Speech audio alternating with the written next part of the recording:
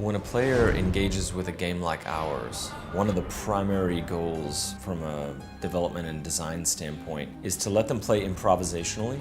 The way that we allow for so much player freedom, the play your way philosophy as we like to call it, is that your game will inevitably be a hybrid. All movements are linked. Everything has a purpose. It's all connected, you see.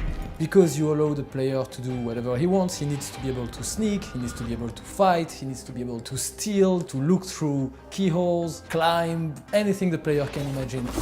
We try to give the player enough flexible verbs, basically, and whenever possible we give them non-combat actions that just let them play at their own pace. It's not just about going left, right, over the top of the building, possessing a fish and swimming along in the river. All of those crazy things you can do using combat or stealth or being very violent or not killing anyone. It's not just about that. It's just the moment to moment, the feeling of when something happens as a direct result of your actions. It's your experience. For instance, we see players arriving in front of a firing squad in the street, and some of them just walk right past it. Some other people are like, is there loot to steal? And some other people approach it like morally, hey, what did these people do exactly? I think I'm gonna defend them.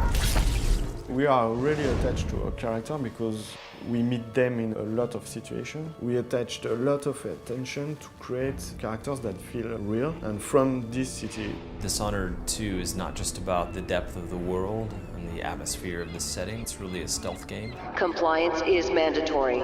You can either use the stealth a little bit to like sneak up on somebody and take them out, or you can try to play the game without anyone seeing you at all. Clearly, stealth is a key pillar of Dishonored, and it's still, of course, a key pillar of Dishonored 2. For instance, Shadow Walk, you can take this like shadowy inky form and use it as a stealth power, but it can also be used to kill people. But we've added many more non-lethal options as well. Drop assassination was very popular before, but now you can land and knock them out. We've added a combat choke that allows you not only to like break out of combat and non-lethally subdue somebody, but you can also use it to drag them around, use them as a human shield, throw them at an enemy. So there are just many more options just in the basics of combat and subdual. I'm not sure I'd call it mercy. If you just want the cathartic experience of chopping dudes' heads off and shooting them in the chest, you know, dropping on them from the top of a building, taking out as many corrupt guards and aristocratic weasels as you want, Dishonored can definitely be approached that way. For Dishonored 1, we had the Outsider mark you, giving you supernatural powers. It burns from the inside. When the Outsider offers you his mark, this time in Dishonored 2, you can say no. No. I never asked for your help, and I don't need it now. What does it mean for you? It means that you won't have any power throughout the game. And for us, level designer, it means that you should be able to do everything that the other guys could do with the powers. Sometimes it's more difficult, but at the end of the day, you can finish the game without any power. What are you waiting for? What's going on here? It might sound pretty counterintuitive. As a designer, you build all those like fun, original, sometimes very complicated to actually implement systems. And then you include in your game an option to, you know, lock them away? Why? No. Whatever you're offering, I can make my own way.